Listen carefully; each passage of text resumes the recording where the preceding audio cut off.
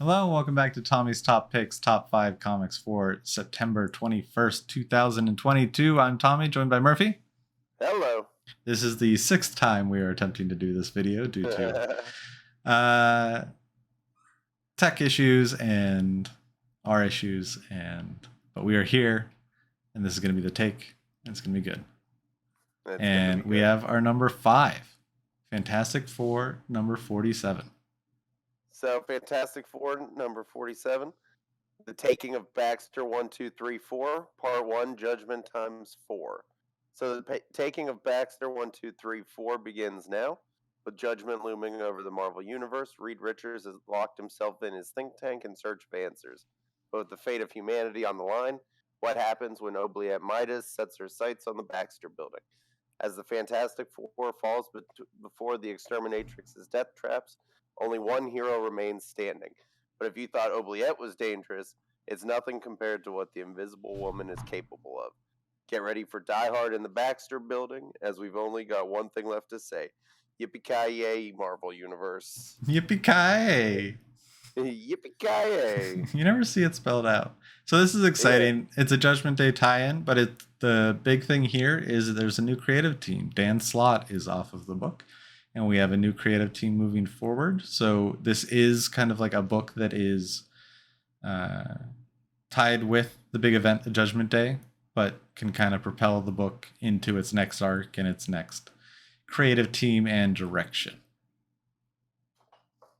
Yeah, now this one, like you said, and it's probably not a great place to pick up on Fantastic Four if you don't know what's happening. But if you're reading Judgment Day. But if you're reading Judgment Day, sure. And, I mean, if you want to watch the Invisible Woman probably do some crazy things. It's true. To save her family. Like, I hope they give her, like, a pack of cigarettes and some bloody feet and, like, really go all in on it. Now, it'll be interesting. I like what Dan Slott did with it. Yeah. But Dan Slott, I mean, he's got other things to do, like going back to Spider-Man. Yeah. Yeah, and that's coming up quick. That's soon, right? Yeah. Should be starting as soon as Edge of Spider-Verse is done. Sweet. Cool. So let's move on. Number 4 this week, Rogues Gallery number 3, the conclusion to Rogues Gallery. Storylines collide head on, and the terror begins as Maisie finds herself trapped in her own home by unhinged costumed intruders. Confronted by the Red Rogues villains, Maisie must fight back if she is to survive their sinister plans. Blood, death, mayhem, and a dark, revelatory cliffhanger lie ahead. So, that last bit has me thinking that this might not be the end of Rogues Gallery, or this universe, or these characters. We may be getting more of them because they're giving us a cliffhanger. It'd be real rude to give us this cool story, these cool characters, and leave it with a cliffhanger if there wasn't something to come. Yeah, and I mean we've loved the story for this book, and I think Hannah Rose May is doing a great job, and I'd love to see what else she is able to bring us. Absolutely. And in general, even if it's not the same characters, I like the story. Yeah. I like Intruders, absolutely. Kyle, got to get them out of your own house type of horror. Right. And I would love to see more. Absolutely. Cool. Moving on to our number 3 is Radiant Black, number 18. It's 1979. Wendell George graduates from Purdue with a degree in engineering and plans for the future. It's 2020. Wendell George discovers a cosmic artifact in a donut shop.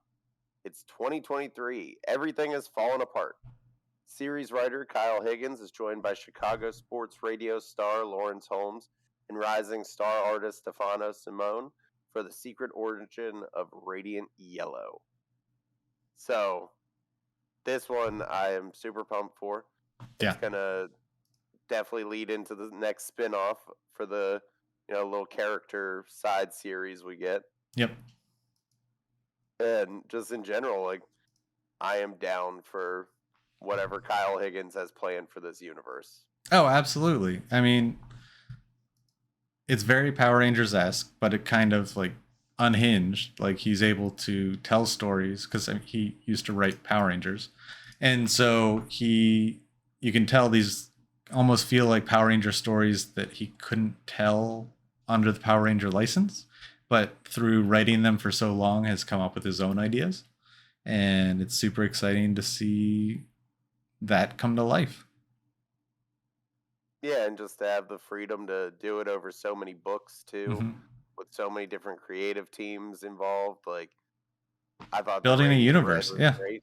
Like, I like the Dead Lucky a lot so far. It's like, yeah, it's cool to see that they can introduce other people under Higgins's, kind of worldview. Oh, absolutely. But Plus, I love those Wayland covers. yeah, Give me more. yeah, absolutely. Moving on to number 2, Nightwing number 96, the Battle for Bloodhaven's Heart finale. They say love is when two hearts find their happy place right next to each other, but to Heartless, that's just the wall of jars of hearts he has in his back office. As Dick and Babs, two hearts do find their happy place next to each other, one question they ask each other proves difficult to answer.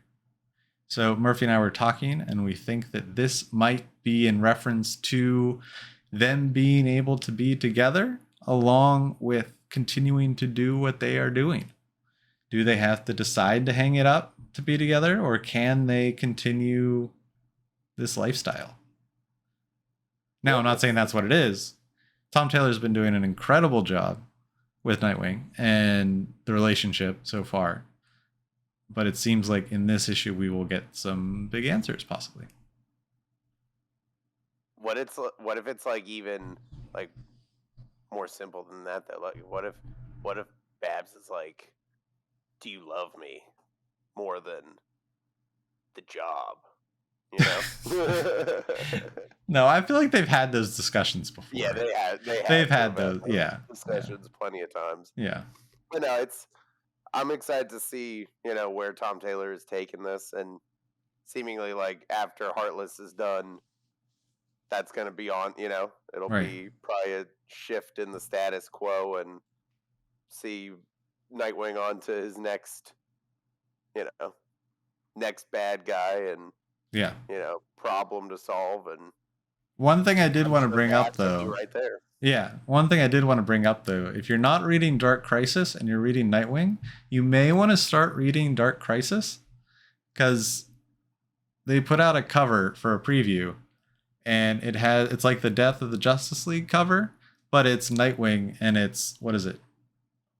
Birth of the DCU, or like it's like a beginning, basically the death, Yeah. and it had all the Justice League, and then it had like a new beginning, and Nightwing, just like Nightwing, just him. Yeah. So something's going on. It. What? I could spoil it. No, don't spoil it. Do you know? Oh yeah, a little bit. Okay. But no, you are correct. You Okay. should read. Yeah. You should be reading Dark Crisis too, just to keep up with what's going on. Yeah. But no, this one's just. I think, again, Tom Taylor's doing such a good job, and yeah, like whatever happens with Dick and Babs, I'm still just excited. Oh, absolutely. Yeah. for Yeah. whatever comes next. Absolutely. But they better be together. Yeah. Fingers crossed. Moving on to our very exciting number 1, Vanish number 1. So this is one we've been waiting for a while. It had started online on KLC Substack, but now it's finally in print, coming to shelves near you. So Oliver Harrison was a mythical hero who slayed the greatest threat to his realm before even hitting puberty, but that was then. As an adult, Oliver leads an average cookie-cutter suburban life, aside from the fact that he's mentally unstable, massively paranoid, smokes like a chimney, and gets blackout drunk every night to hide from his horrific nightmares. Will the arrival of a superhero team called the Prestige prove the madness isn't all in Oliver's head? And what about all the epic fantasy crap from his childhood? Join us for a brutal as hell tale of magical worlds, gifted youth, evil sorcerers, superheroes, war, blood, guts, and death that punches you right in the face. So from Donnie Cates, Ryan Stegman, J.P. Meyer, Sonia Obach, and John J. Hill, the all-star creative team that brought you Venom, comes an all-new take on the classic Hero's Quest. Super. Everything about this just screams Donny Cates. Yeah, it really does.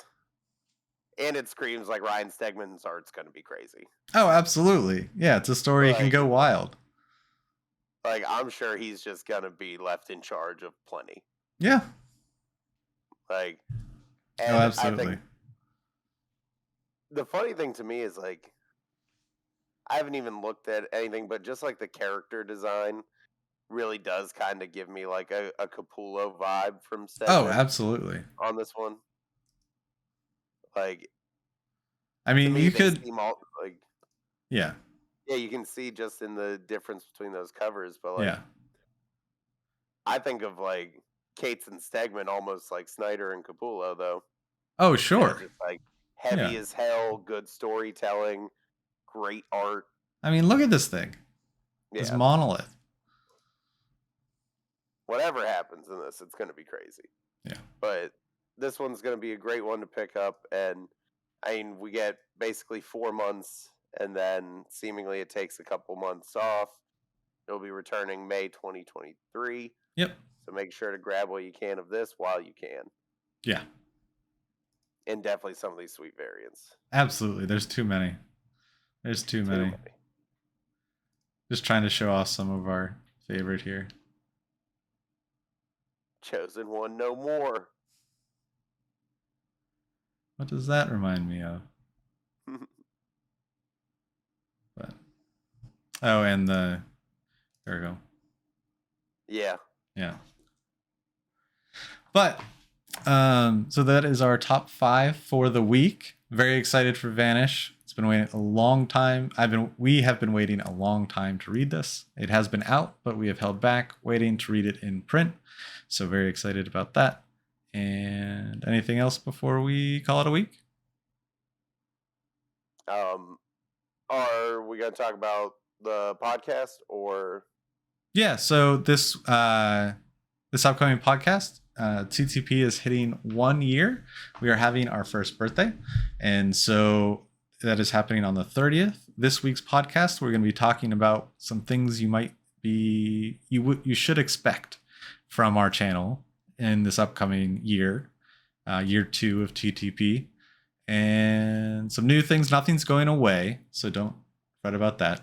But we are going to be adding a couple things. Not sure what and how and in what capacity, but we have some things planned that we are very excited to talk about and to share with you. But yeah, so I guess that does it. And until next week, we will catch you guys later. All right, see you later.